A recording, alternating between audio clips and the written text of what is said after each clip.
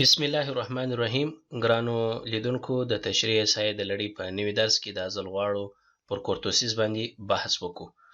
کورتوسیس د سکیونس د درس څخه وروسته بل نوی درس دی چې موږ ته د نارمل ډیسټریبیوشن کرو، کوم کرو چې موږ پر نارمل باندې منحني درلودله، د هغه پلنوالی او نریوالی موږ ته راشي.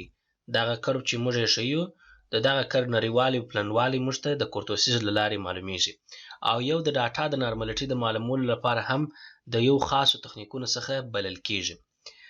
کورتوسیس په صورت عموم کې درې بڼې لري یا درې ټایپس، درې شکله لري. اول شکل یې موږ او تاسې د لیپټوکورتیک په نامه سره یادوو. زه به دلته یاداشت درته ولیکم: لیپټوکورتیک. دوهم ډول یې ده میزوکورتیک.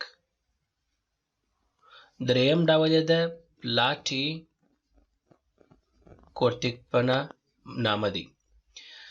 دا هر یو ځان ته خپل یو شکل لري. هغه شکل به دلته لاندې په ترتیب سره منظم لیکو.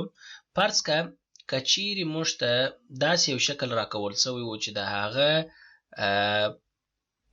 د منحني داسې یو ډیره لوړه او نرۍ برخه درلودل، نو موږ ورته وایو چې زموږ ډاټا لیپټوکورتیک ده. لیپټوکورتیک څخه دلته هدف څه دی؟ چې زموږ په ډاټا کې داسې یو شکل اختیار شوی دی چې د ډاټا بعضې برخه ایکسټریملی های ده، ایکسټریملی لوړه ده، او په هغه کې آوټلایر شامل دی یا ایکسټریم ویلیوز چې موږ ورته وایو هغه پکې شامل دی.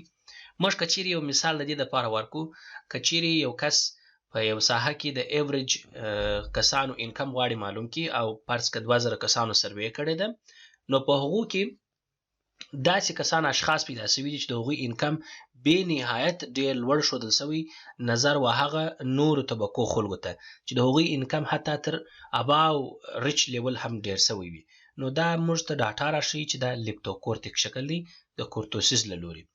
که چیرې ډاټا ډېره منظمه د زنګولې شکل اختیار کړی و لکه دغه، نو بیا موږ وایو چې دا پلاټیکورتیک میزوکورتیک دی، او منظم د زنګولې په شکل نارمل ډاټا راته ښیي، یا په سټاټسټیکل ژبه کې ورته وایي سایمټریک ده، بالکل منظمه او نارمل ښودل شوې ده.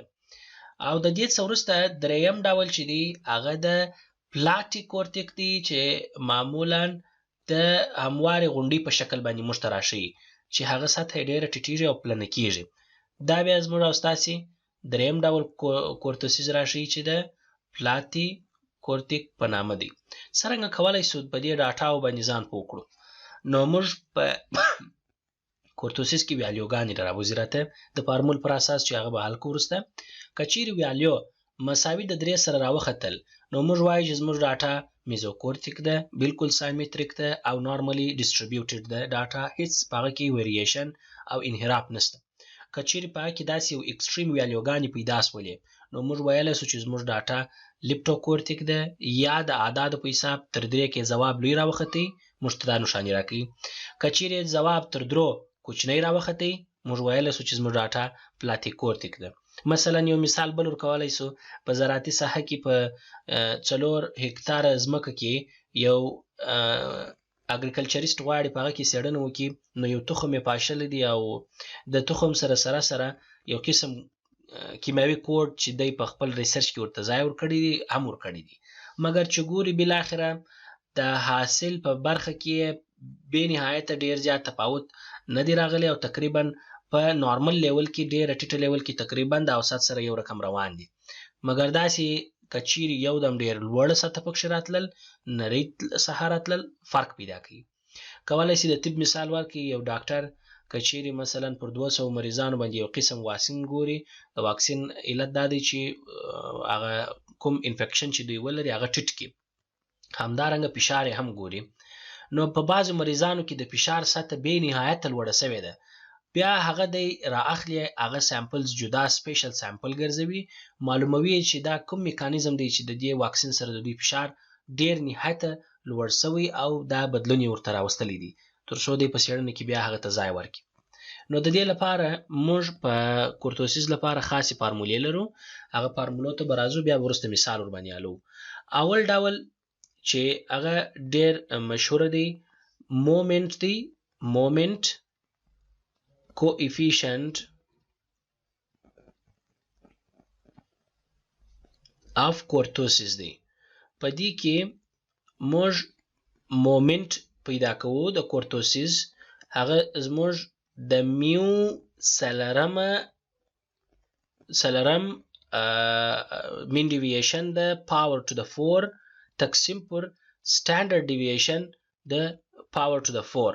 یعنی میو چې کوم ویلیو د نومریټر راوځي د هغه ویلیو به موږ په توان د 4 پورته کوو، هغه د مومنت ویلیو، مومنت اف مین، او سټانډرډ ډیویشن تقسیمو به د سټانډرډ ډیویشن پر ریز ټو د پاور اف 4.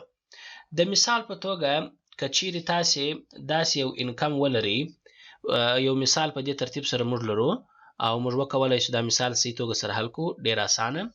تاسې ورته ګورئ په دې ځای کې موږ اول کلاس لرو، د هغه څخه وروسته فریکونسي راکړې ده. د فریکونسي وروسته د کلاس جوړښت او ناجوړښت یا ډیسندینګ او اسندینګ کې دا مهم نه دي، موږ ته فقط د ځواب او د فارمولې استعمال راته مهم دی. ایکس آی زموږ او ستاسې که تاسې وختي یادوري کړې وي یا پام وي ورته، ایکس آی زموږ میډ ویلیو ده یا زموږ میډ پوینټ دی، زموږ میډ پوینټ ورته ویلی شو چې 15 جمع 9 تقسیم پر 2 کې موږ ته 9 په لاس راکوي. په دا ترتیب سره تر پای پورې د فریکونسي جمع مو رایستلی دی چې زموږ ستاسې لپاره سمیشن اف آی دی. او چون کې مین په کار دی، ولې په فارمول کې سټانډرډ ډیویشن هم کار شوی دی، نو اف آی ایکس آی چې سره ضربوي نو 2 ضرب 9 یو سل 14 بالاخره سمیشن اف آی ایکس آی ماته ځواب راکوي. نو که زه ایکس بار غواړم پیدا کړم، ایکس بار به زما مساوي سي سمیشن اف آی ایکس آی تقسیم پر سمیشن اف آی، دا به مساوي سي 915 تقسیم 40 بیته به زما ځواب راکړي 22.815. چون کې سټانډرډ ډیویشن هم کار شوی دی، نو ایکس آی ماینس ایکس بار، ایکس بار ویلیو زما 22.8 زه کولی شم دلته ورته ولیکم 22.815. ایکس آی ویلیو زما 8 منفي 22.815 ماته به 24.125 په لاس راکړي. په دا ترتیب سره تر پایه ځو. وروسته تر هغه چون کې سټانډرډ ډیویشن کې موږ او تاسې که چیرې سیګما ولیکئ، تاسې روټ سکویر سمیشن ایکس آی ماینس ایکس بار هول سکویر دی تقسیم پر سمیشن اف آی. دغه چون کې په دې کې موږ او تاسې اف آی هم لرو، نو فریکونسي مو سره نیسئ سکویر سته، نو دا به تاسې فقط په توان باندې پورته کوي، یعنی 40.125 په توان د 2. تاسې ته به دا ځواب راوړي تر پایه پورې. وروسته تر هغه موږ فریکونسي هم لرو په کلاس کې، دا پکې ضربو 2 ضربي 502.015 موږ ته به دا ویلیو په لاس راکړي. دا چې کله تاسې جمع کوي نو تاسې ته به سمیشن اف آی ایکس آی ماینس ایکس بار هول سکویر لاس ته راوړي چې ستاسې سیګما به مساوي سي 4.9.3 تقسیم پر اف آی ستاسې 40 دی چې بالاخره ستاسې ځواب 10.83 راوباسي دلته چې کوم درکول شوی دی. وروسته تر هغه که ستاسې یاد موږ په مومنت کوافیشنت اف کورتوسیس کې د مومنت اف مین 4 توان نیسو او همدارنګه د سټانډرډ ډیویشن ده هم. نو په دې ځای کې ایکس آی ماینس ایکس بار په توان د 4 پورته کوو. دلته ایکس آی ماینس ایکس بار راایستل شوی دی، یعنی 40.125 په توان د 4 پورته کوو چې موږ ته به دغه 3,08,922.19 په لاس راکړي. تر پایه پورې همداسې ځو. وروسته تر هغه د اف آی ویلیو به اف آی ویلیو مثلا 2 ده ضرب 40.125 په توان د 4. دا به که چیرې تاسې یو بل سره ضرب کړئ، بالاخره به تاسې ته دا ځواب درکړي چې دا به ستاسې سمیشن اف آی ایکس آی ماینس ایکس بار په توان د 4. نو ستاسې مومنت اف ایکس بار په توان د 4 به مساوي سي مومنت د 4 مساوي کیږي سمیشن اف آی ایکس آی ماینس ایکس بار په توان د 4 تقسیم پر سمیشن اف آی موږ په جواب کې ولیکو 1 شپږ 3 1 4 4 9.622 تقسیم پر 40 چې په جواب کې به تاسو ته راولي 40 9 8.19 چې تاسو ته په دا ځای کې درکول شوی دی وروسته تر هغه سټانډرډ ډیویشن خو موږ تیار راوېستی فقط دا ویالیو څنګه راغلی ده موږ به په د 10.833 چې زموږ سټانډرډ ډیویشن دی 4 توان پورته کو نو موږ ته بالاخره هغه ویالیو په لاس راکړي اوس نو کورتوسیس څنګه لاس ته رالی کورتوسیس ویالیو ډیره اسانه ده موږ به کورتوسیس لیکو زموږ ویالیو خو معلومه ده او 4 چې تیار مو راویستله 8.19 تقسیم وي نو موړی ویالیو چې تاسو تقسیموي زه به لږ دا لوړ کړم